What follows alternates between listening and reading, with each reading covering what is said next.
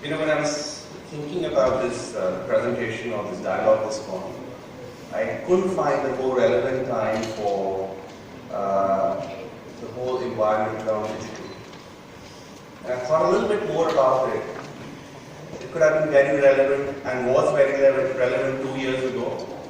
And I suspect it will also be very relevant 5 years from now. Why? Because technology is always evolving, technology is always disrupting, and there are many, many new things that are coming in our way that makes this thing relevant and contextual in every time frame. So, lots of things have happened, but let me step back maybe 5-7 years ago, which I think was when fundamentally things changed for us. And what was that one fundamental decision? The fundamental decision was Aadhaar, an identity for each individual in this country. And what has made the big difference is not the Aadhaar itself, but the rapid absorption of Aadhaar in the last 2 to 3 years. I think that is the big transformation that has happened. And that has really laid the foundation for many, many deliberate policies of government and some of the things that have come from the private sector as well. So I would say that that has been a foundational element in the whole digital platform and the digital stuff that has happened in this country. The second thing is there's been a convergence of three very big trends, three big things that have happened in India. One is the big telecom revolution, and that's ongoing. 2G, 3G, 4G. I'll talk about what I call digital artery in a minute, which is a foundation stone for how we need to take this thing forward. But the telecom revolution over the last 10-15 years certainly has been hugely powerful in this. Old cycle of transaction settlement to the digital cycle of transaction settlement. That and the velocity that is attributed to that will definitely have a huge impact on the whole economy. So I think a lot has been spoken. I wanted to touch about this as this will revolutionize the country. And everything that governments, private sector, semi-autonomous bodies can do to support this and drive this will build significant governance. The third aspect I want to talk about is some disruptive technologies that are happening around the world and already being adopted in India. Let me talk about 4 of these things.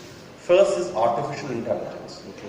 What can we do with that in the private sector is well known and well accepted. But even in the government to citizen space, with artificial intelligence, as soon as a person is born, he's given, let's say he's given an identity number. From that time, whatever the government can provide to him or should provide to him from a push technology is available. From a health, when does he need inoculations? When does he need to visit the hospital? Which is the closest hospital that is available to him? When is he ready for education? Which are the closest schools that are ready for education for him? Deliver the content to mother and child.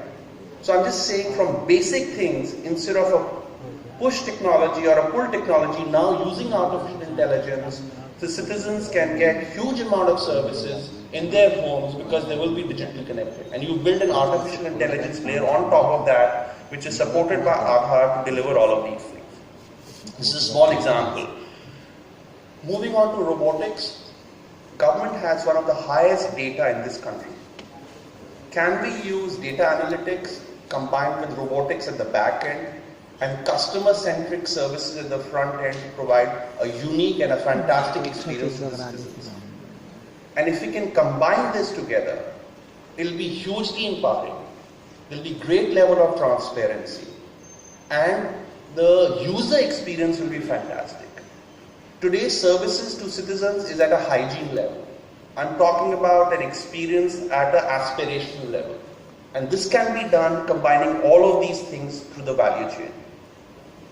I also want to move on to now blockchain.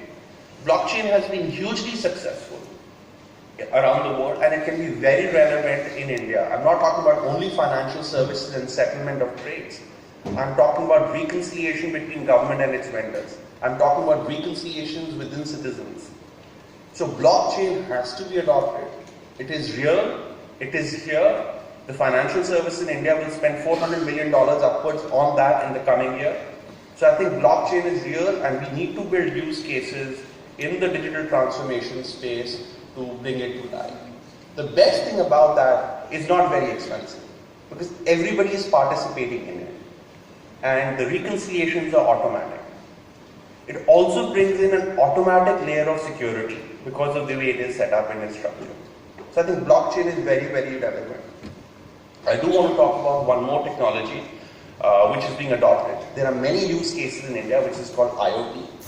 With the internet penetration, with the smartphones available, IoT is the next big thing. And there are n number of use cases that are available in the transport sector, with the railways, with other transport and intelligent transport, with supply chain and logistics, with better procurement planning and distribution of even vaccines and drugs, and in the PDS system. So I would say that let's adopt all of these technologies in a sequential way, sometimes in a parallel way, because all of this will lead to greater transparency, greater adoption, and finally, much higher levels of productivity that we see today. I was listening to a commentary by Warren Buffett, and he was saying that one of the key reasons for the America's GDP to slow down is because productivity increases have slowed down. But in India, that is not the case. At the least, 2% of GDP can be attributed to productivity increases if we get many of these technologies adopted and the citizens of this country start absorbing digital. So I would try and close here by saying that this is a very relevant time for digital, but digital has to be looked at in all its aspects and not in discrete pieces. And I think payments is a good example where the government of India, the state governments, the private sector, the think tanks have all come together to make it alive. So with that, I wish the sponsors very well, and I wish the organizers very well, and for all the participants, hope you have a wonderful conference. Thank you very much.